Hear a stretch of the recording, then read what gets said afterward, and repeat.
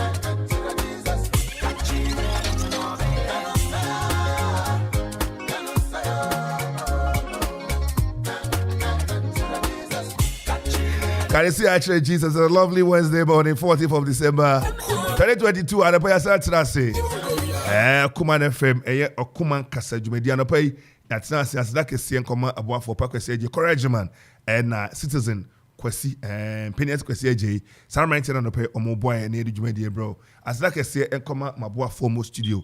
List of Kwame Henedakon, Safo, Mafo, Methodist Fujina, Burma Bakupo Womb, and the D-boy, raised to the power 1.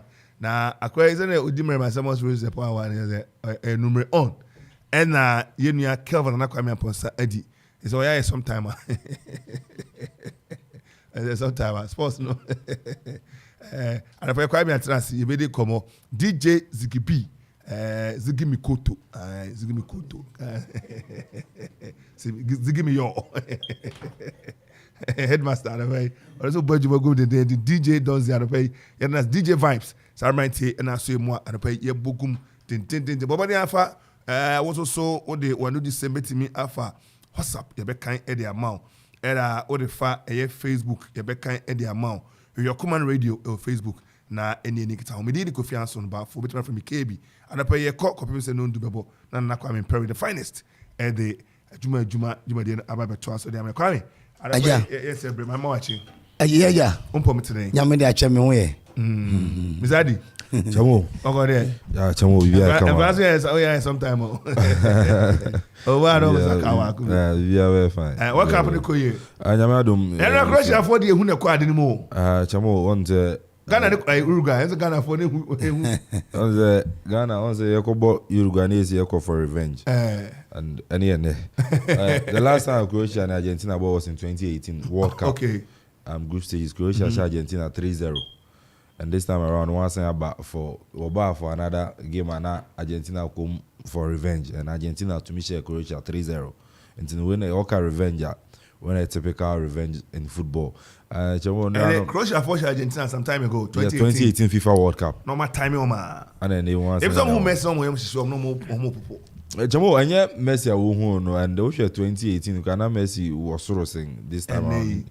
But a tactics on once born I mean, scientific and a technical science. Yes, into no Ajumunda. To me more.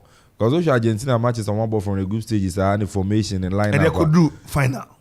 Oceania Croatia a different ball game now, but any different tactics now. They know that Croatia strength in our midfield, and Croatia midfield is not a much better than Argentina. Yeah. It's the best thing is that Argentina normally never about 3 midfielders, but this time about 4 to hold them, to overcrowd If you was then I want to make swing passes together and play them so on the that counter. team to be centered there. Yes. Now on wingers no so and I'm home. That's what they did. And Russia won first 2 goals. It was a counter attack. We defended here so keep pressure apart. No Yamano. Nah, A quite them pay. nah, running. Into the account we now what BT Croatia. Then Croatia strategy I want to from 2018 I have been and Jamu. Run and fat. Once I want to need forwards away dangerous compared to Argentine. Into another bubble no me for the who dia defender. To one if you pano yes wechi. Yes. Now I'm found so when 2 years wechi now I'm for the just extra time penalties. And in 2018, after I qualified out of their group, round of 16, about 120 minutes, equal penalties, or qualify. Quarterfinals, 120 minutes, penalties, or qualify. Semi-finals, 120 minutes, and we'll qualify to the grand finale. And we'll lose to France penalties. with penalties. Now, why is it that they are so optimistic? Say, do penalty in combat form. Is it say, should pay attention to their goalkeepers? But say, na me kasa Ghana. Now the penalties in there be brain, you know. Now a goalkeeper no. I say he's not trained. Who say team be oha? Who say extra time? A year do penalty. Team change goalkeeper immediately. Who say sa goalkeeper we there? A do penalty definitely be 2 3 be better mami. Is it to say the attention to their shooters and their a particular goalkeeper be Chamo, very true. The current goalkeeper for the Croatians, a friend Dominic Livakovic. Against round of 16 against Japan, a couple penalties. Osevi 3 penalties for them. Against Brazil, and also 120 minutes, I call penalties. Recent one, yeah. And also I call penalties twice against Brazil, and also no OCV 2 penalties. And so they know that in their goalkeeper Dominic Divakovic, I call penalties. I ain't sure how one cry no. OCV one enough. No more very good shooters so. Which me I say little. Unlike the day you are 5 born free kudos in summer. About to baby. Also me say about. Oh, the day baba. I will call AFCON. AFCON, no GD won't goalkeeper, but a core penalty, Argentina and so goalkeeper Emiliano Martinez, and so in penalty chapa. The penalties are their last game against Netherlands and a core penalties. OCV 2 penalties. It's also a far and but son will be a Jenny goalkeeper, and go be out to be to my boss, no, will be able to mash it. It's no GD won't goalkeeper, but I'm companions Argentina soon say no, echo penalties are Croatia bit to my house. Croatia in penalty in the Argentina goalkeeper in him, but one player, it's a young man in Kokora. Let's sit, defend very well and play them on the counter. And then I know they share Croatia 3-0 on their experience account. Lionel Messi 2 and 3. Wow. Yeah, 3-0. And Lionel Messi with experience, Jamu BT the Croatians, Lionel Messi this World Cup and the World Cup. I'm on focus 2014 or call final no January, but Jamu. Lionel Messi this tournament, on share World Cup go group stage or knockout stage that. You guys watch a World Cup in your group stage after group stage on share go be him. But this year, watch it knockout stage. This year watch a 5 goals. Yes, watch a 5 goals in a tournament. Or joins top scorer with France, Kylian Mbappe. Into a quarterfinals and Chamo share the odds and the football goals, Nyama Kenya. They want Lionel Messi to win the World Cup because Ubeka's were better. Nah, on fan Kofi. We have been in the last World Cup. We were in the last World Cup. We winning the Champions League, all the trophies for the club. Now, over Argentina, no winning major trophy beyond farm Argentina. Now, nipa born HRZ. You want to be compared to Maradona, but Maradona winning the World Cup, winning Copa America.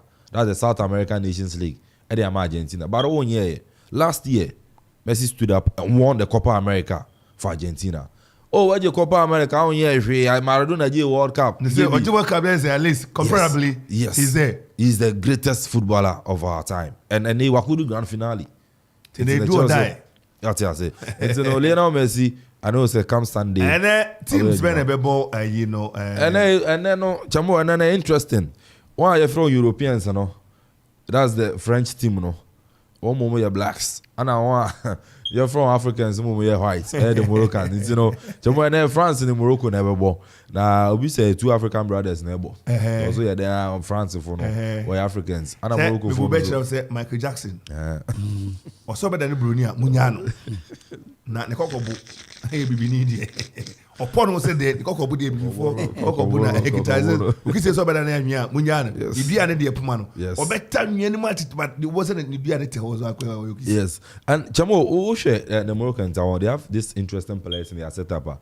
When you know Europe, but we bound with people. Young Copa one decided so bad, Ediama Morocco team and Jamo list no Dawson but mention say bet menya bi Ediama Oche there's this player one goalkeeper Yasin Bono tough goalkeeper I like to be goalkeeper of the tournament okay if so to me could do grand finale okay and Jamo Yasin Bono or no Canada or Sansu to me for Spain or to me ko bomb Spain but we decided say no me more Canada me more Spain me parents me mommy if in Morocco so I have to go to Morocco and play for them. On no decide yeah Kopane Chawan ko di na eji bi obi an Kopane Chawan ko di na eji and then wa ba obo and so no e dey am eden o man ni e Morocco e omunia eye Mohamedi ono so e another Moroccan player of tournament nim chemo wo won was Spain e papa F Spain but dem am for Morocco e do we decide say no in 2017 baba bo e dey am Morocco obo AFCON ni bi and then o World Cup as Hakim Ziyech won for Netherlands Holland. But Ottawa knows no, I'll come and play for Morocco because need parents if in Morocco.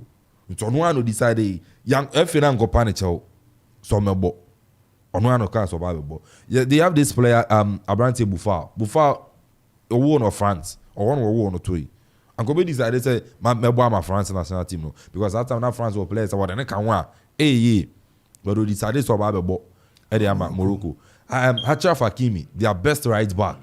Morocco to produce plays for Paris Saint-Germain. We won with France. Hakimi we won with France. But they honestly decided to have a Morocco. On not decided I will come and play. Yanko Panicho. So on one to decide. They have their captain Roman Saiz. And also the parents from Morocco, but we won with France. And they also came back to play for Morocco. And the Moroccan team now about 17 players. Europe, either France, Netherlands, or Belgium.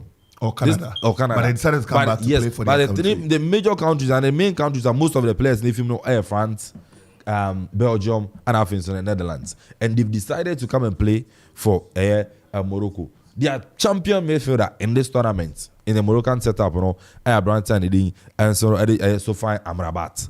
Amrabat is a tough midfielder. Morocco and Yanoa, in their competition. Otumbo 120 minutes uhuna ubagazi afina was starting game no and the boy Amrabat won on Netherlands. Amrabat he was born in Netherlands but then he decided to be Morocco. It tells you say these guys are players that they are ready to sacrifice their lives and themselves for their country. Their lives for their country. And when they are playing, you can see it on the field of play. Yeah. Whenever they are playing, when you kukwasa, they are playing their hearts out. They are committed. They really want to do something for their country. And they want to do this semi-finals. Their coach, Walid Regragui, a Moroccan. He was appointed in August. After so winning the CAF Champions League. Yeah. With wider. What appointing some Moroccan national team. After I said their previous coach and I said their coach then now your politics a lot of politics in the Moroccan national team was like and a local coach, not say or a Ghanaian or Tiabruchi or a Moroccan or Tiabruchi. Moroccan or Morocco. Otoadu did or a Ghanaian or Germany. Yeah. And Otoadu coach a German club, but a Moroccan or Morocco or coach a Moroccan club. Although we need the African Champions League. And also, okay, ya pamu coach there, Brana Begia Jumano. And Obegia Jumano, one thing he said, African country can win the World Cup. He's not saying it's Morocco or Ghana, but he's saying that an African country can win this year's World Cup. All because about the talent I have. You didn't born a ball. But I near my bakum Yunubina. I brought for the EDBT. But with these African countries, I qualify the likes of Senegal, Ghana, Morocco, Tunisia, and Cameroon. An African country can win the World Cup. And here they are. Ghana, this place on paper, if you're on the field of play, Ghana team we can match up to all these players. Yes, that's one thing. Ghana also quality Ukraine. We can play and play very well. Yeah. But greed, and the selection. Look at these Moroccans. That's what I'm saying. They have local players. Yeah. They have local players, more than 5 local players in their team. Yeah. And that's what I'm saying. Is that the coach himself, Nakasa, a local coach. Yeah. The grounds war. And the players respect him a lot. Buno players in Buno. Onim, yede Jumana man, or Asamba ko catch the Moroccan FN is a. Some of them may achieve something for the Moroccan national team. Ubia Yen Juma. Major Bino go be any lame. Coach, the William, FA president, the William, sports minister, the William, or psychologist, the William, team doctor, the William. Obia Nilim no Bian Nejuma Seniate. Obia Yanesa. We can achieve results in the World Cup. And then they look at the Moroccan national team. The players of Bujina Park and the boy, they play for Walid, the head coach. They play for him. What the man? Because they respect him, and the coach also respects the players. In the Nkwayese Ghana, ye coach a crocro player be coach and crocro player. A coach, a player, coach and pampao. It means that you are not ready to die for your country. Dying for your country doesn't mean it's on a field of play. When you are playing, the supporters and I said the ordinary Ghanaian and so was a player we deserve to play for the national team. Look at Thomas Partey. But Kwame, now we can say Ohwe Ghana Tibiana. Enra no me who statement be a FND about out. So Saka. Chamo, doesn't make sense. So any dictatorship ne. Chamo, see the Black Stars now and FND. Now you dey saying Ket. Question touching yet. What was the question that will be a tongue class? Yes, he's been vindicated. I say, what I can't if anyone Simbiano, especially if in Panifono, on the Bacocota Chumu. Eh, that the Onisika answer what the Efrisika. Jamo, Yura Johnson is here to get Yana can answer. What's it then? Is it coming? Ket ya where answer will be natural. Social media, Kwame. Reporting them a good man on an official Ghana Football Association page. And now Henry Asante Chum. Head of communication for the Ghana Football Association. And now football people na kwatsa say team take decision way. And I see some journalists. Na adodan Kufuor do oti Ghana brengwa so on ya to apa mamo. Kana for kwa kan wasem. Maponda that Rollins. Keto FA. JFA. FA. HSA wa be come wasem. Omdo be kokko. Baby Ghana druni. The most annoying part in was say and including the Black Star brand. Infinito muzo say infinito one Gianni Infantino. Yen kan wasem. Chamo, Keto kire me share that you should be ready for us, some of us. Ket. Yeah, can in there. I can We are not insulted. When you criticize somebody, or the back feels that uchino. And kwadayi bra ebobo wakwawie so abosiamu omutiko konwa omuto tete. Et no bo wie na onya ba bi kotena okọ say to mamiska ana say I just saw the family turn my boss. As a woman could not find one at a tiny how mu. Jamo, Okoman Kasa. Second demon's motor boot to my motor. Pictures, Mungo. Yes. You can't so the ever court. Ket, you go to. There's this midfielder in the Moroccan national team. Amrabat. Jamo, Obo Italy. Edma Fiorentina. Obo 8. There's a Ghanaian on the ball. Your friend Alfred Duncan. Alfred Duncan was 6. And Amrabat was 8. Understand there no coercion. BBI is solid. Edma Fiorentina. So imagine Sam Rabat Abba Morocco, Ebo national team World Cup. Now player on a bo Fiorentina. Regular. Only boy no so the more on a bo. Now when one of Black Stars are. Just imagine. And after Duncan, they do some more national team ni be and say a friend 1 or 2. Oba what the net nechi. What the player be a bo. Alfred Duncan feels that no, this particular player is not better than me. Not Alfred Duncan alone. Ghanaians in him say Alfred Duncan in born bo, but in training selection. Nah, so he has decided. Member Bokure. I can't be go to. Oh, you know, it's a kind. And I'm kind. Oh, we need court case. You can if you are children, also serve because you have been. Yes, or the opinion I don't call to Siana. Oko we need that. You just come out or deceive. You know, you are children because you have been. Chamo. I'm saying say the FA should be ready for some of us. We will criticize them. Criticize them in a proper manner. Not say be insult you. To me in terms of World Cup. In just 2 weeks, I go spend $8 million. And Mama Tranquroman can change it. Mama can want them. Oh, yeah, I mean, also I'm saying say, time of man taxpayers' money. Yeah, man, 25 million. Also, use 8. 8 million in 2 weeks. Emma mekan JC and can wasem $8 million in 2 weeks. Kwame. Emeka yan can wasem. If you know. Kwame. Including the Black Star brand. FIFA best sanction here. FIFA and Kasa we are criticizing. We get to criticism a part of the game. Katokragu should be ready for us. $8 million in 2 weeks. Quarter more. One fellow is in war because we will criticize them. We will not insult them. TTF market free UK buy no more na. Educate the agents and the Ebeko court. Jamo. Yes,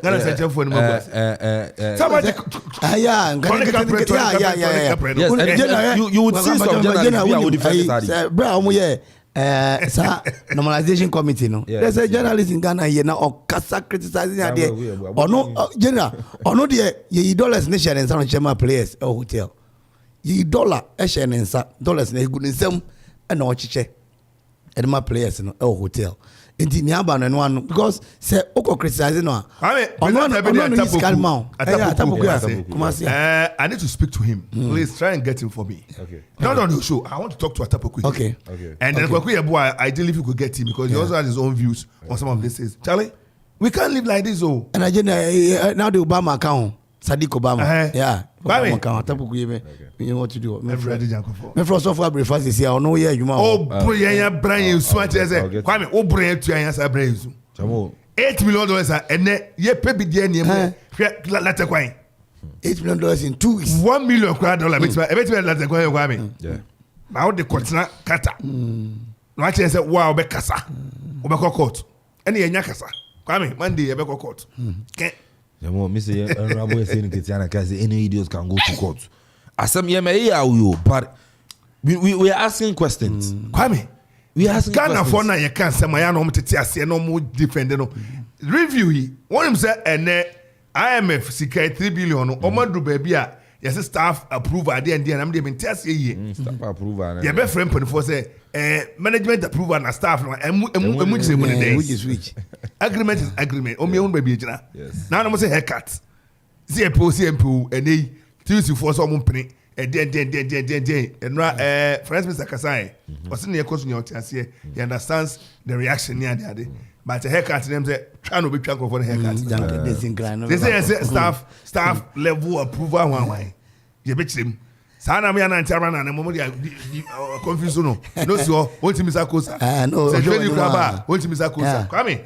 E be do mo suko. Ben na friends Mr. Diabetu go say. Ehun abehia say aban policies hold on or review titu free SHS. Yeah. General, you can't count. You much for you actually. You can't count how no more. Say, who's that? General, near Oko Kasa review ni into this year. Na enkan do attending in say. Yura, His Excellency John Dramani Mahama. And the candidate and to say, free SHS, ayo, free SHS in the Obianka say, ayo, nemo, and quantabu wa sound quantano, as if any ye. But I say abofrano results bi o krabia no o mesin fanko ene se hwe hono ye two empanyfo ni bi gra be kan say wa betimi atua oba no school fees a yenko na kotua afi o mo ntimi ntua no ye hwe kwa be be nhye o me de o bebam enu na me ne o mo ye adwe se enu na gese ye ne dadaada enu no ese ye ne dadadadadadadada but what me say you see say owofo no irresponsible. Sabe papa shikwa on pen abrabo bi abo. Kwame asem we ne kan no I'll tell you akropon. And my boy de ni nyina no analysis bi na me research. Unim.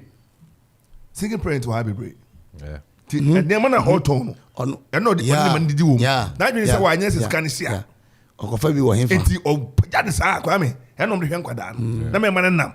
Yeah. Ohini o. And adi a ye wo frɛ no ho ahoyi wo frɛ no ho hwɛ price no so ho no mo wade na so meji wo say but na baby a ogina ne baby akɔ no hwɛ ho no mo ye o so meji 120 1.2 adan ye 80 baby adan ye the same Ghana no a I mean 80 I don't say oh really so it is just a way to sustain themselves and protect their capital and all that other than that nke day Kwame other than that nke day. And the first agency, wow, ono abane koda. Enya watenka wia. Abane se ko free a year first free maternal care. Obane nyima Kwame, and then ta uncle free. Or who uncle posita free. Owia F cube free compulsory universal basic education akwara could free owi a o say ma free SHS it say free SHS ni ye say nye say teacher for no child ye say metron for die niema say niema no ko me fa me ho nya to magu kwame free SHS obi ho ne ba no kra o me ba sade kra ko sra o sade keke kra ne ba no ko sra school die say du ba bi ne ka say edu ba bi ne e mo ka je mo France ni nya so be fa o sapo ano otaro na nya se oko ne say kwame enti sane man nyina ne ama FSH say bedu ba bi aduri and then the friend minister to no to say it's about time you take a review and na say na Professor Evan Adamesa former vice chancellor de Malekon also it's about time you have what we call cost sharing awofo monfa aduan montua feeding ni ebia other supporting near aban so fa ebia teaching tuition ni adekwa ma dey say is it too much to ask for Chamo meaning of review ebi say HSA cancellation yeah one keep on course of no I know your political talk say review and just say cancellation no I come back and direct e ba na sana just say onipa no sebe the IQ intelligent quotient now opposite say the IQ nya adwuma review doesn't mean cancellation no former president mama say me dey me nya kwanya ba me review yeah na so review kura so adwuma no wa ye oba wonya adwuma no bi nye I not so review ye dey kwa review dada what's the mean review me nye say kwada so bre yes successful plan for food and job aduan no way e mabu na aduan way kwa mo so state land na aban mo dia dada we dia aban dia dada mabu no wa ba bia no ye de care ba ko besia no pede metem akọ ye ma sekan ye ma volunteer boot ye ma say bosum ye bet and the youth who follow they will do it land ne da ho enya fe ne ko chinchin bia land no kwame so state farm no land no nya me afanya stadium no what one no me dey panfo bia ko jije o ko dey ye be wa no mafa state farm je don't mean for panfo say wo dey tra ho ne bo ho refrain ne bo safo hene we panfo bia ko jije o ko esu aji pani bia me pa kaka ba ko akeko na no eso akoje na so aje dey sa branch papa we dey wa yi baby ase na ko ye no ma say you assembly no oh pani assembly assembly na conflict of interest a formal assessment of something with the intention of instituting change if necessary Oze emu assembly ni na wasa assembly ni mu pani bia na afa no ajala asase kakra na kwame bia na de be yemfoni advice say people assembly mu ye no china bi tenta me yezen klasa asem kwase je nkope bia yefu okwezo ya be jinti kwase je je na se na okase yenhwem ni mahu pani bia asase so asem sa me say e be wiase no ba se na okan no ni ewia ye kwame ewia na bo ha na e ma clay eche no udu se me bo a e ma nkuto na ne ebe una kwa una ntinsu tumi papa ina asasem de omuhwe ni yewuni ade o say ebre bi asase wansem bi beto ho no musa e say your mind ya opanyi a na e won nsem kwa me e kire so a ye kwakwaji ade no ye de ade ni si wo say ukure ba kwa asem no eye brother nwumre ye say wawu e kwa atwocho ne ma nyina de agya ne ma e asase wansem de so your mind de a o man ntu ana mo anim ya na yiri bebi de ne puma brebesi was asem de onya kasa ne madia yentia na Achimota forest yentia na Achimota forest wi achesi yewura free you owusu se jon yesi wo de agya ne ma ye ne wo fa ase kra anti se ade a ewo ho ma oman ne de ye transfer back for fa de a kwa me na yeso ese yara I don't think so. Yeah, Achimota forest. Okwamrande man ma. Entino we dey. Me no can say Christ catch say evangelist Dr. Abofe. Ko mabu no mo ye adwuma no pai. Was start we can say mobilization. And they ko hwese vegetable. So okwama agrek na oye ho adwuma. And vegetable. Vegetables be bread no nkran e won kran cabbage especially do don't finish farm o kana no pa be no na no could deliver na on am baby aso ko baby amai ene o chema bu no say sanim die no amanya no na also be bia obekoto wadua na science wo hunu medium hunu ni so dada to chem mabu no how a yedua vegetables no dia bombra uni asase wose mane how ene kutukuo wakoto bebre ni ahye enema no agumenti no say kutukuo no na wodua wom na du kutukuo nim say kwame to wo say wo fi wo betimi aka say obeja abo no ya on ka betimi oh no me wa chi wo metimi I'm sorry for no disturb ro metimi mo aya obi abetumi abaji bia na I'm say we are trying to get him to speak on it now on through light because this is mobilizing the youth aya odaroma and we need to look at the youth and the question je tiwe osora oba sabi obinya da je kuchinjinjin na ko bi chance me ko ayi akoso mo no zabi mo minti me ko I kwesi wa ame obiya no berema na da fi abo o de dan de okoba ko na mtika nim na mo kakra be bo ayi donkin hu no so kwesi kakra ba mo ti yen kwakoso no ze ya mo adwuma I kwesi wa ha me bo prima keke no zada na okọ we na oju wani am enti kwa me sorry he kan ya fa no be fa ka ko ba bi ene osoro dinam ntwada so wa dinam ha no tiesi na bibia ko kama so all we are saying is the youth must be empowered. Come on, yes. And youth empowerment. We must look at it. It kwam so say there kwame ne kako no say jimpani mo mani kon kwame ebia na akurase maka so menwi pani mo mani ni assassinate assassin no kwame ya me afa nye park na dia ene yesa ban saka na asase asase corona na ngere ya park ma ma asase corona na ne ya cha ya cha fa no kwame na no kara Japan ni brebre se asase be kototo ye ena okaya chairman team ya no e go chairman ba bi CSR wasmu fam ska ma me ni ade abasa as wani wa kwame wani ba pa ho so no be a title e ba ku na tonton 5000 airport o de kwame me de makama sama wie ne e be ase be ya me hoho no de digital pro kwame e perform bu battle perform be bia enyansa wo mo se hoho na de digital pro ya aja na kwame so ka aya fa di ni soso kwame adi aya fa di ni soso one fa di na soso a o kwame da kon so do so say me no handi bia o ka kwame a na de di na soso o kwame a na de say be hu se the boy oni ai sami je fina we see anoka o fa o si sami je fina nkura chawo sa ya je no na nkura no na ala da na wa je o kan kura wa mo so sa se na ya say ya ban sa se mpanifo bi chefa you are mo person bo mu dia me bo mu di ya fire park ya fanye o de de na o de ko ye den ko dua ma na kube kwame o de opa me krom papa bi friend was e de na beba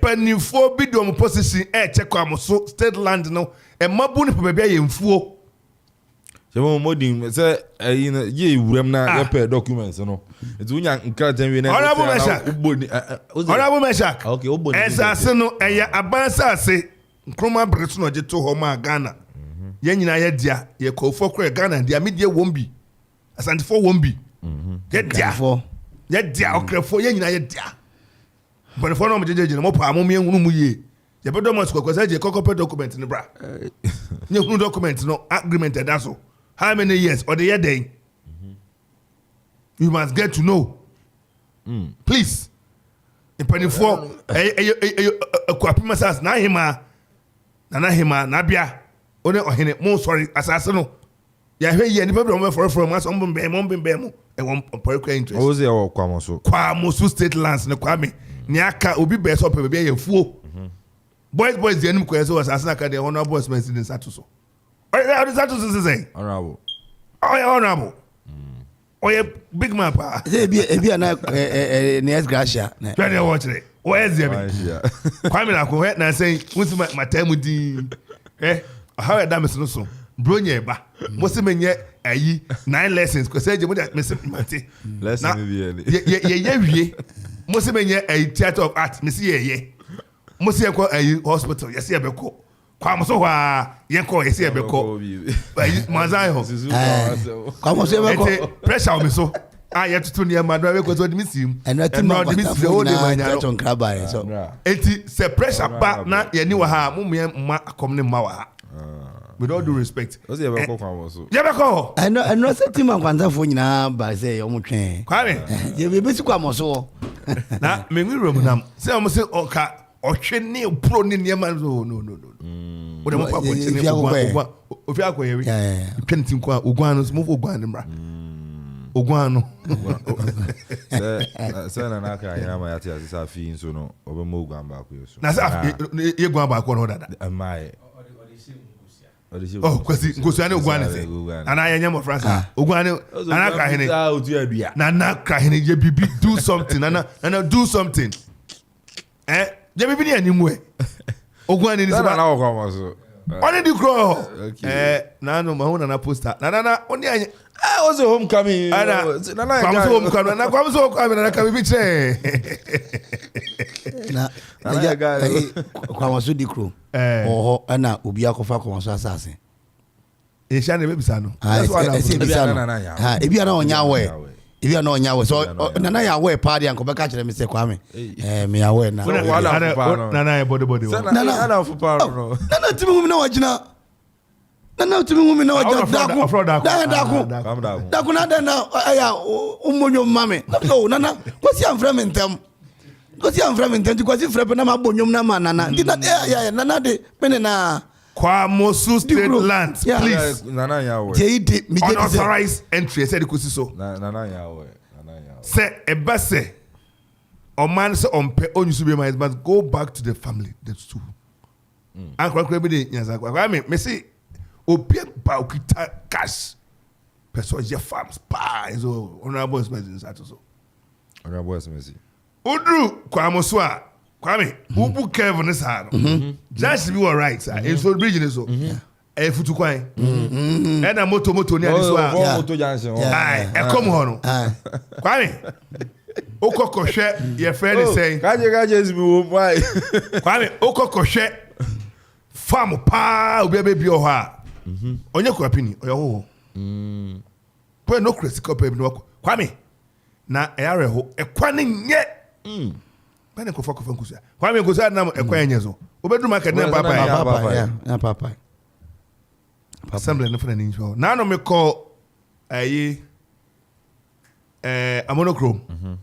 Undo mo set bi o. Yeah. Ayi guase o. Thank you. And I mention Uncle George. Any abusia for ofla any opare. Kwame. Mr. Senti, honorable Meshak onima. Because Kwame say okohema ekwan no ene nkane ne de ko ha property rate obeti wo ho adan ye gu ho ne adan ye Kwame e ba wo ho no a choba bi shemu wa me ko aye gu ase ne fa ye gu ase fa George enti say ene ohwe edan ene se ne aban ba jejejeje property rate na obehwe odan ne kese how many bedrooms windows ahe na wo ma ho ne kese wo ne ade Kwame na onko ye hwema wo na no come cement ene abu no ma ye omo kwa kakra when na kwaje property rate no at such a prime area say honorable Mr. Kwani ko nkane street light e buy e be ko ya ma labor free do ho ni ade o take charge ano pani property rate no betua capture dice so ni ade kwa mo tiase entini ye ne ma honorable ni be share kwasi Christmas last hour so domba na edi won komo Kwame ene Manase Atabwahin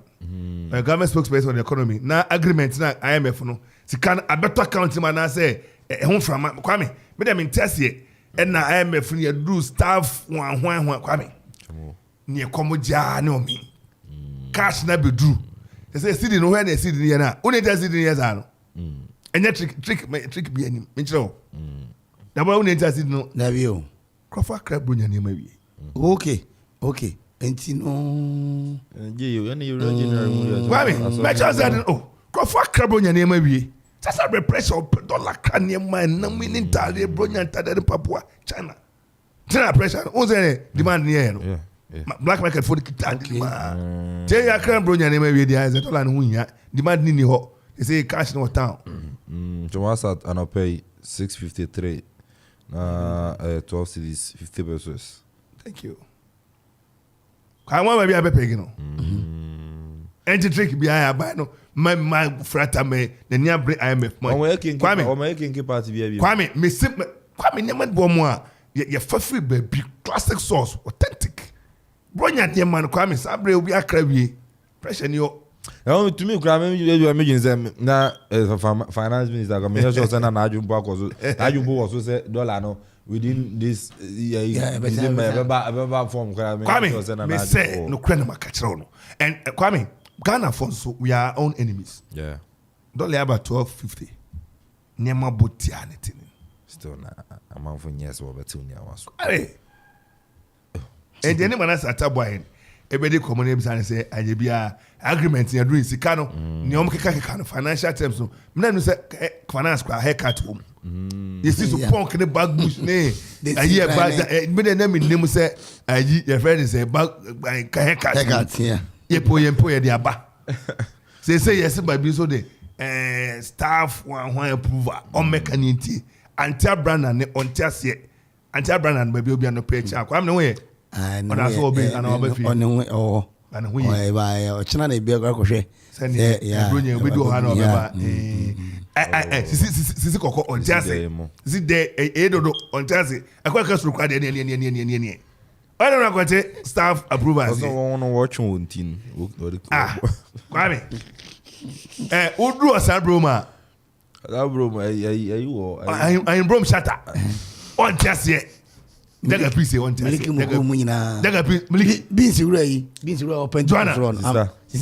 On Tessie. Coco Ray. Daga piece. Daga piece. Finance or better. Finance person. At the grand Tessie. I know haircut and honor. I'm haircut. Get some what fun to see interview. At the time, Tessie. Bright Choba on Tessie. What do you do? No, I'm going back to a bread corner so down one more. Yeah. Yeah. What do you I call off. I go. I do. Okay. Not anymore. Kwame, you're not just a ducrum. A janabi hunsem. Yensakana, a bedi hun komo. Photos I'm who and yet Bruce and yet palatable. And ye bedi mun komo. Jamo, toilet issues. That area, former MP, you're wet. That's what damn ben. I don't want piece no, Dambo MC didn't a wet and a fuzzy. I went in the company, Dean. And James said, initials no can boom. I'm said, Nifi Ben. Now, sorry, a ben. And one of them is about now. Fuzzy na kamuno. I went in your hall. That's more to the Aguaman. So, Monday, don't see the movie. Fuzzy so that area, the moon will be brave. And we know. Me almost see a cranche. Messi ya kompe. Okoman Kasa ya kwa. And it is near kwa huni near dia. And a quarter of one so man yadi. Ane. Send ye kwa huni near dia. Quarter of one yadi. And it with immediate effect as a assembly member for quarters no ote okuwa. And it with immediate effect no as I say. Otuwana mo no okoshe. No almost see sa odupen we dear. Pictures are very dear no cray. Okoman Kasa go any 1 year crowd. You can't already report to buy. No, ne go na omgo no mo ye adwuma. Senu nie pa dia. And na honorable Joe. On any assembly member for that catchment area. A quarters what no. Or no. And we omuntu one more with immediate effect. And I feel too. Yura are wet.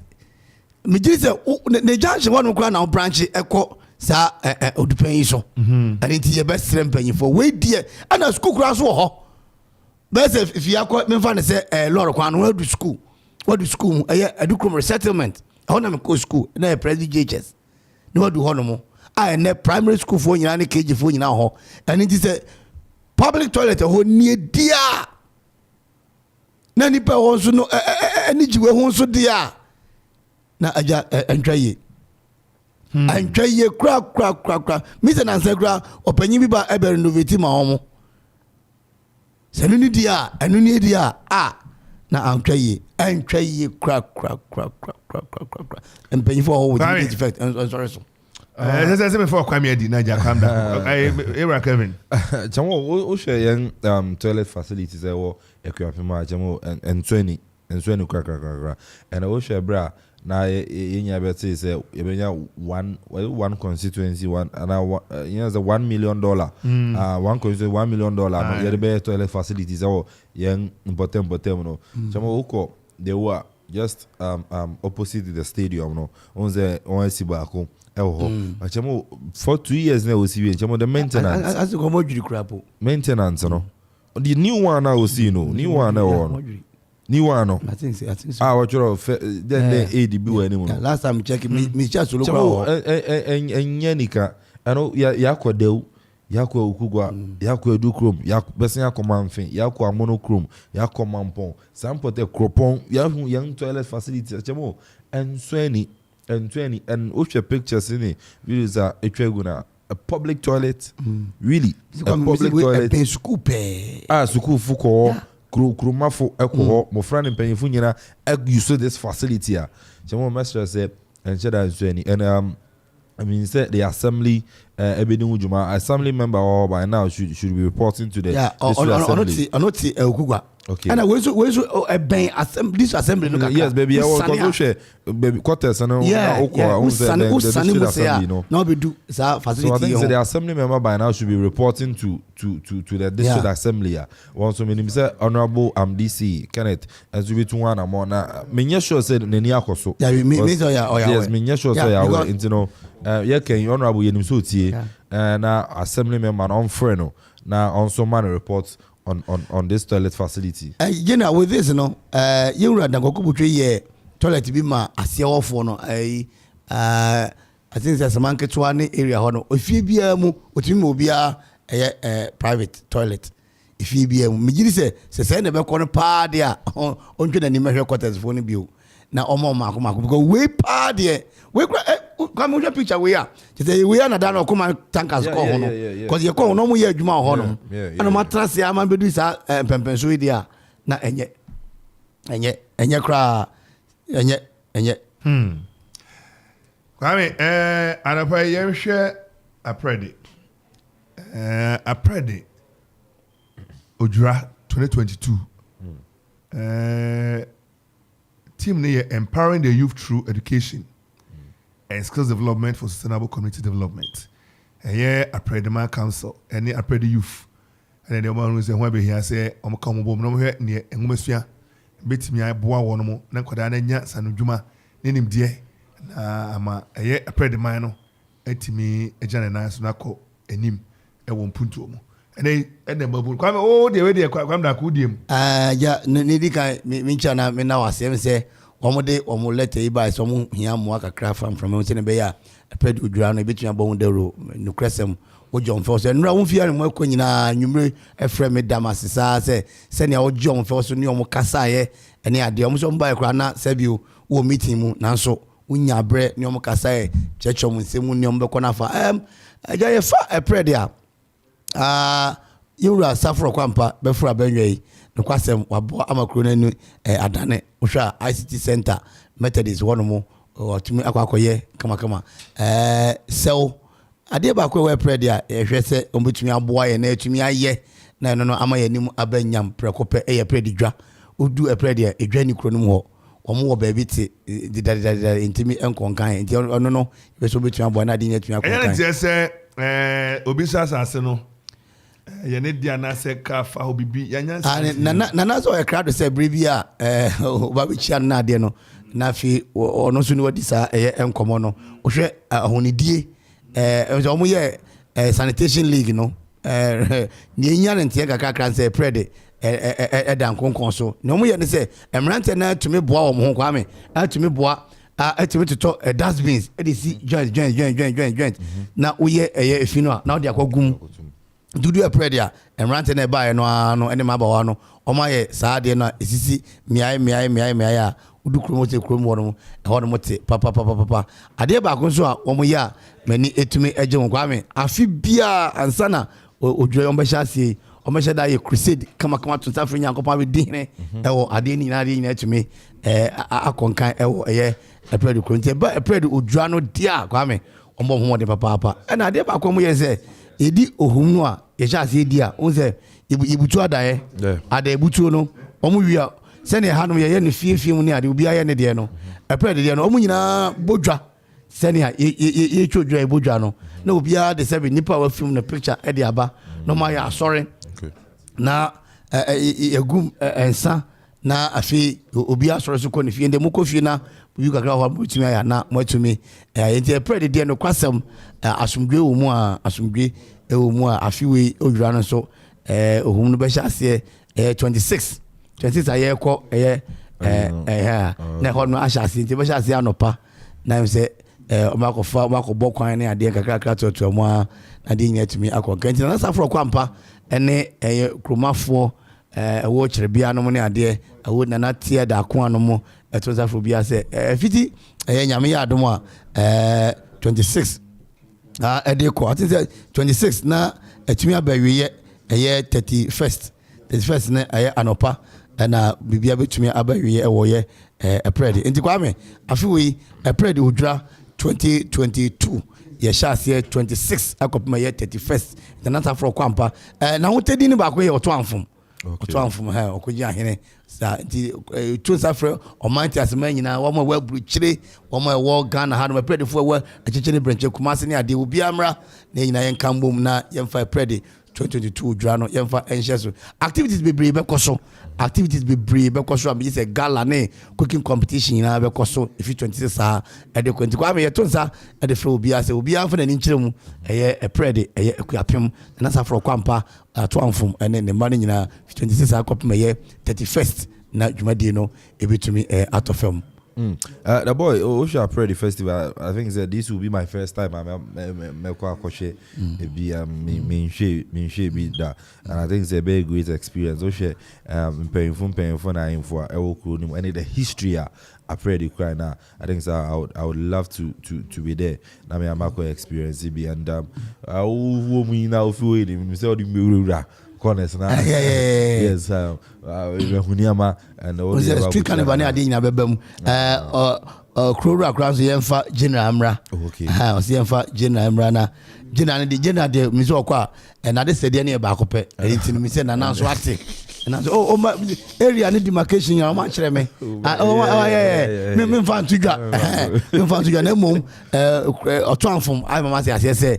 That General BC a pretty Bobby Chance. Many Okoman General Manager no. No so. I will boy what Ibia. What they Ebema a general. Until after 26. I said, I was a general. Baby, or son again. A while and a bouncing general. The general son of as baby, I was on a general one and the burning general. A gala, Becoso. Okay. Sana cooking competition. Oh, yeah, oh, what the answer about talk and another for Quampa and okay. And you know. You don't have cause to fear the alarm. Madam back on the bluff, no. Also, you don't have to fear. You don't have the cause to fear the alarm. I just say, pray all the way. You know, we are kind of come to you now. Already, pray bed. Come on. A rich office, or more, and a D. You may do anymore. Come in, Rich office, rich office. Omu did made in anymore. Me no can say. Omu share to Tony Menina. Come on. Clean up exercise. Street carnival. Odo Didi. We go school. Mako chadie. Afi gala. Clean up campaign. Ya die ni sa ni na no. Ebe to me akoso o epredia. Afi we epredia udrano. Kwa me say madam from the can was any children service. Children service. Kwa na ade ba kwa mu yen so a mani eje ho ne say. Omu wi a as that some ye kon we pray the cell no so if fan say ye fan say kropon ke bepa asore ba ko na nka yakọ but the hono mo de ye call ye cell no so kaka na nsore nyina aba Methodist Presby Pentecost CAC no mu nyina o maba na oto amfom so ye wona num ana waka kire ye omanfo no ene ade bi say da no say ICT center ICT center ɛwɔ ɛprɛd na abusua bi ɔsɔfo baako na abusua ɛna ɔmo de bɛkyɛɛ ɔmo de asase no bɛkyɛɛ a ɔmo si ICT center kakraka ɛwɔ so a ɛnyɛ bɛtɛ kora na kodu ɛprɛd wɔ so a ɛyɛ yewura CK Memorial Lodge yewura Kofi CK Memorial ɔmo nyɛ kura fa ɛne adeɛ ɛtɔ da bi a ɔmo yɛ inter schools competition no ato cap ɛde asi so ɔno ato cap no ɔde asi so na school ebe di kan no ɔtumi afa daano me ɛsɛ sɛ kwamante o sɛ kyerɛmanten school ni baako kyerɛmanten yɛ kwamante ɛne wa kyerɛmanten ne nyinaa ɛyɛ ɛprɛdefo akura kwamante ne yɛ sɛ wokɔ ɛyɛ Somenya no baabi a hospital no ɛwɔ no saa area mu nyinaa no ɛyɛ kwamante ɛne wɔ mu no ɛne akyikyiriku ɛnyɛ akyikyirisu akyerɛmanten ne nyinaa yɛ ɛprɛdefo akura na yɛwura ɛyɛ Safro Kwampa ɛhɔ no ne maame ne abusuafoɔ no nyinaa ɛbɔ ne ho adwa na kwame ɛsɛ na papa no ɔtoto na hindi na ɛfɛ wokɔ na hindi no mu a wobɛnya wɔn a ɛyɛ adwuma ɛwɔ yɛ SIC insurance company wɔn a ɛkyerɛ adeɛ ɛwɔ ɛyɛ training college Madam Rose ɛyɛ ɔtɔnfo ne sister ɔkyerɛ adeɛ wɔ PCE ɛna wɔn a bɔbɔ mmaa no bi ɛwɔ training college ɔno a na mobilize wɔn na wapɛ saa akɔnya no de ama wɔn ebi ɛwɔ migration a ɔno adi anim ɔno a o de na office ni di anim de hwɛ ɛde ma wɔn mo ne secretary fantastic secretary a ɔboa ɛma ɛpɛ de man council ne jan naso papa ɛna Regions Hotel Mr. J na down for pa ne twetwe mucho baako ɛne ɛyɛ ɛpɛ de kwamuhene ɛpɛ de kwamuhene na down for papa ne body is a classmate na enya bi don so kura mu a kyɛ sɛ wudu hɔ no ma when between ajo papa na Brigadier General Asante Brigadier General Asante Chidom hene ɛde ma ɛyɛ ɛprɛde Brigadier General Asante ɔno sɛ owuram ɛde akɔ ɛyɛ kwamante wɔ no ma block factory bi ate sɛ ɔno odi anim a ɛne nyinaa etumi ɛba eti afiwe no ɛprɛde bɛyɛ dɛ ɛprɛde bɛyɛ dɛ papa to nsa frɛ obi bia mo mɛka me ho unse me no metra adukrom me nana be di hima wa adukrom but me jano efi eye eprede me papa e eprede ni enti e nyina ye nyina nka udi ade ye ya na udi ade ye ya na se sesi ano asori nti ikodi ade na hwena me correction akobo me so udi ade obetima akọ asori untimi nsa kwa me untimi enkane na nkomode am ye ne sa we na obi na oyo sofo na osan ye ebi a ohene kwa me emfasa ensa go ne sa ne ma no ya na so watch am ode hu bajim but me ba be bo chidom ende kwa me ende meka mu se bebre na kwa asori to de bi o se me nkwa kwasida ne ade dabi so obesi asoda na na de asase no ma o nti se ensa go ne nya wagu nsa asoda na de akyɛw nti ye boa wo no mo ye boa ma hindi no etumi ekonkan o na mo yenye ne se yemfa ntoa yenkwa yenyina ha na ade nyina etumi akonkan o te ase ye boa se ne kwasi de nyindua ne ade de boa eye kwapihina himfie ne ade sa na yenso ye kwa ne kwa boa etumi no ka se 26 na akọ 31st mi ginam MC ye to na ye fa ye se na fi ade ba kwa be kan se ye pe eye sponsors kwa me ade ba kwa ma odura no ana ohumudie no eye de eye sponsorship o te ase eye sponsorship enti ye be sre wo ma ton sane aduane ade nyina betumi abeboa kwan ba ko no bi so a na waba na de nyina atumi akonkan de ama ye and na me kan say from 26th to 31st in the all road leads to a predi all roads leads to a predi the predi 2022 and enye better team no say team no na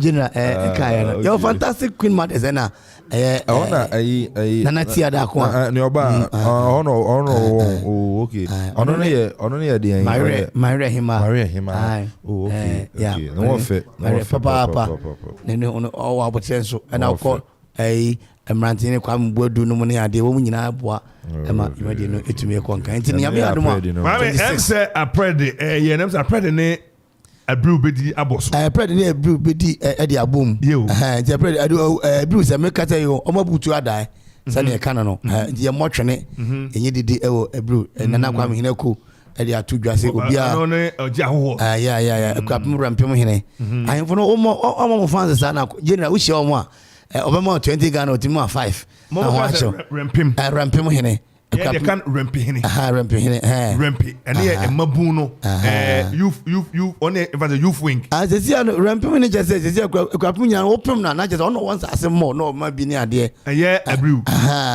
everyone's as pa everyone's as no ma bi say sijina me na maye obone sisi a ese me na me de ko say e ba ne say a na na di na ye champion ye ko ne say a na je say me na me jana ye ko ase won mo so a na say kwasi agi na efa je say me esi a no me sra me dwane to me na maye obone ese me de ko e ko chia honorable aku so ka honorable aku ka ho say enra say yehun ba bi oji o man nsa so na nka so ba kwa kakra na de ko na ja ko chia empanyini I for ever say opo today enti ebru by 27th there na say omo so mabuye adai no a ye ka gu mu a ane na wadanfo no soja ni no obo ni program no se maka je nse wo mra no metna se na aja ye ni nkeche na de nyina ntim konkan enti ebru fo abutu adai so mo enche bi omo bebi na se dwumade ni nyina no enti ye ebru ene eprede ene eko edukrom de so no 24th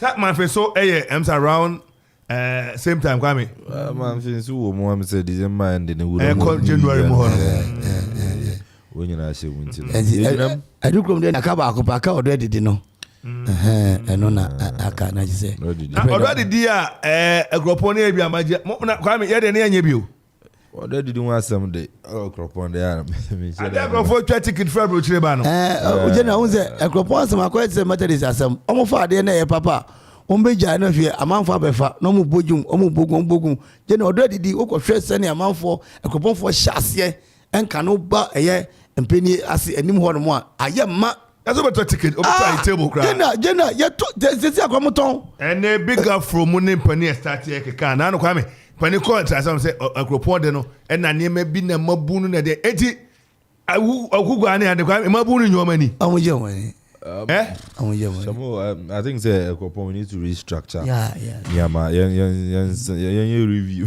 I you be boy be fatu ma jaja me ho ama sama fa yen review ni amana. Yen sanction I think say samba.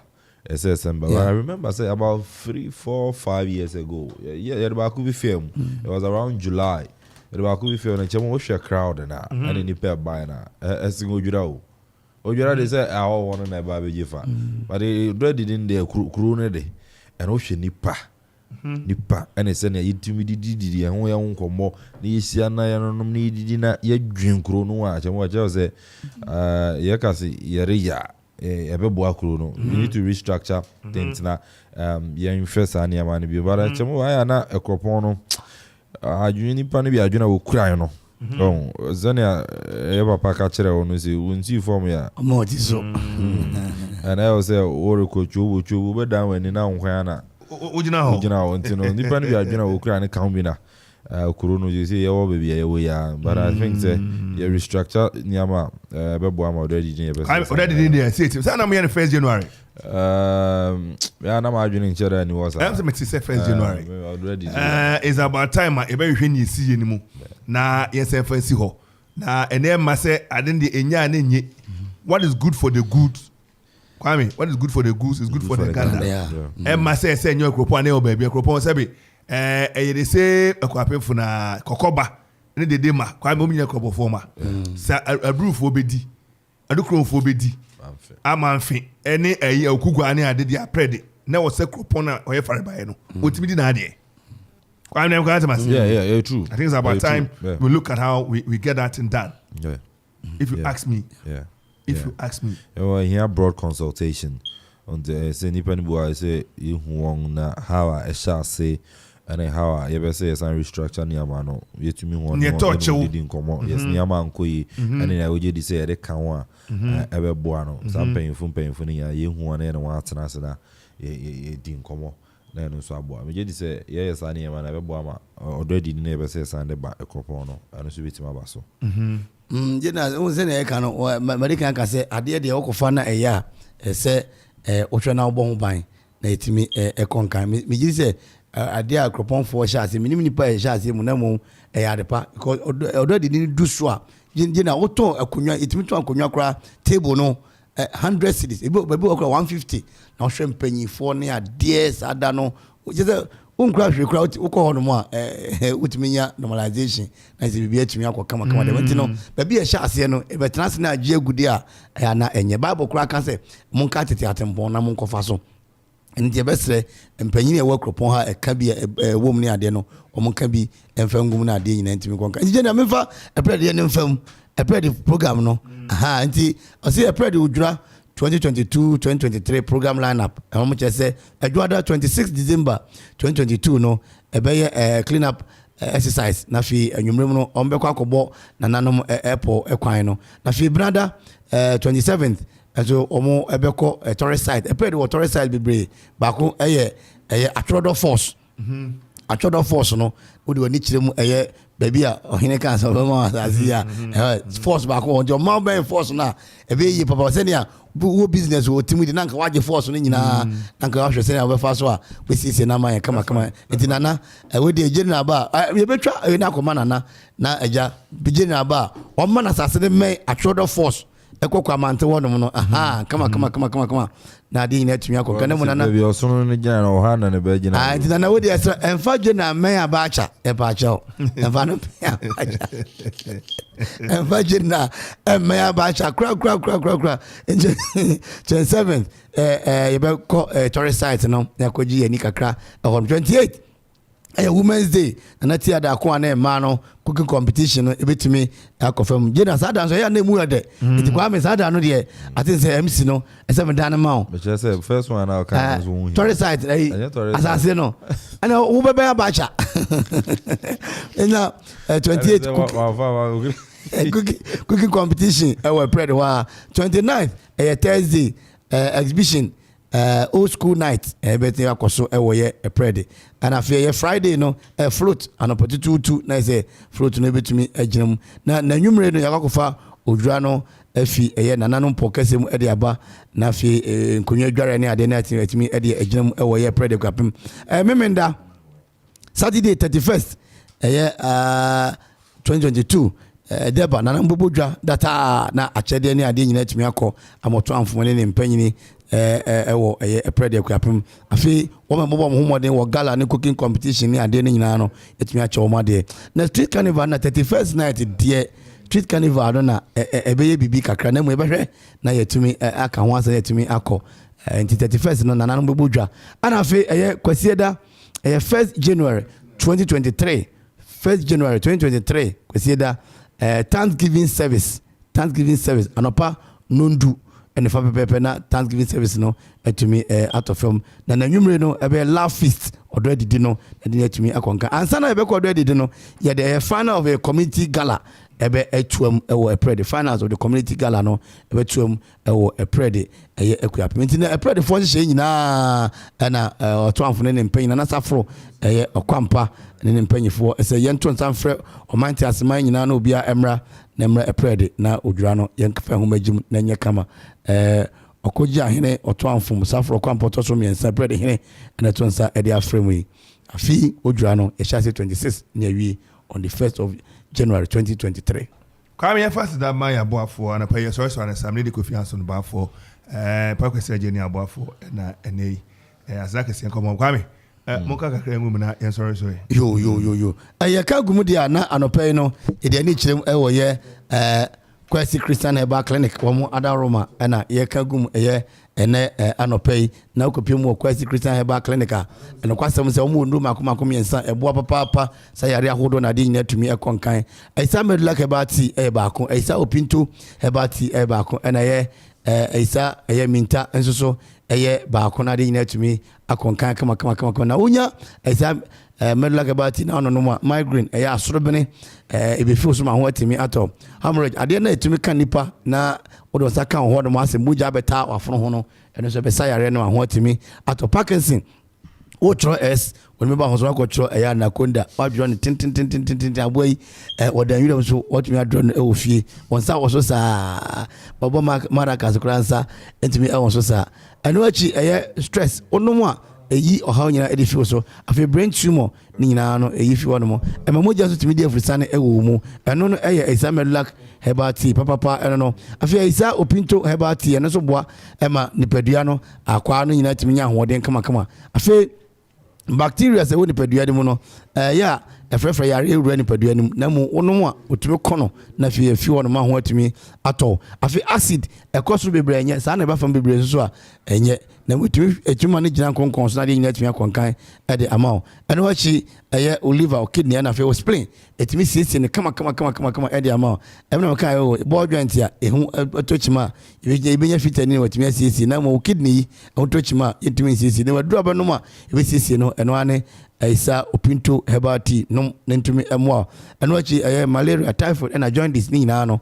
wono a ekono etu ase kama e de amao afi isa minta herbal tea no obeba num yi niam ba ya ma oni cholesterol be twene nyina ma oyefunu flat madam fu say flight na say want to me ato afi diabetes and pressure be yefo na ho atumi ato na de nyatumi akonka e de ama busanfo adro papa yi ya ton ba bia ne titire kropo akuapem major pharmacy ubenya bi ho no afi begro ma me didi oda Kennedy drug store na nachumasi and afi precious chemical shop afi akuapem mampon so Faustina edu so Matisco drug store no wo ye T junction so ada afi wo pesa okwa first kan men noso wo pesa da bia na beto adura wo say akam 1 cedi akam 2 cedi wo say oba first kan nen so pepe na fabra ko fodua ideas about shop ono taxi rank wo Jerome Heba wo zongo na fi area mama traffic light na se bia kokko no kire no ho na area obutu a wo ton na de ba ko mienu miensa na nkase aisa sum ko fodia kwantem pon so ho na umbutu 0244 41 3247 0244 41 3247 and after 0248 15 23 23 Quest Christian Bar Clinic in Papa nyina so ye ene ho there was one down for so the phone where flight ono timika white but shout to my ex out of pay men fan do and say open ya area do juma sorry but down so open ya to and I say you know I already sit down open ya to and you know I was shout to my ex ho and then unu no so beko na fit to akoto nti ne eba no board na ya wawa nyamidua sanso na chenchen onya cyber 2x4 no obi sanso na osese and also no we have team Mawex akofa area ba hardwood no and also 2x6 ne amre or from odum okro chenchen waterku and na yakeka ho nyina eba na nkanchin so odo down so a we have team Mawex so no ye obia and also no ba oba beton kanchin na de akobo dan so na so ai kama mpempro nti se ne urisi abronsan na obese ne no unya mpempro de ahyehye kama na so afro so na ai kama ni nya no mushaf team Mawex and American for and so no area ma cement san so na pon ahoro no nyina no and so ba obenya bi mushaf team Mawex ye ebru akuapem o na mushaf team Mawex and so no e na mushaf se men kan juice ene se ne no odua na bese ne no e be pai edema no ene utam dua no ado to ke na ade ba mushaf team Mawex ya de machine be pai kama and so no area ma so open 2x2 2x3 and 2x4 no yes ye pai and so no ere ama se na me kan no ye wo ebru akuapem odu ebru low station wo from stand fa so pe wo say ne mushaf team Mawex and so wo ha nwe ebuso and that's na mushaf be hwe bo no bi o no tem share na say aha no hwe bo no onko be bia ha ntin mushaf yinchi ano aropay from mushaf team Mawex 0243 164 674 0243 164 674 and 0544 988 575 0544 988 575 now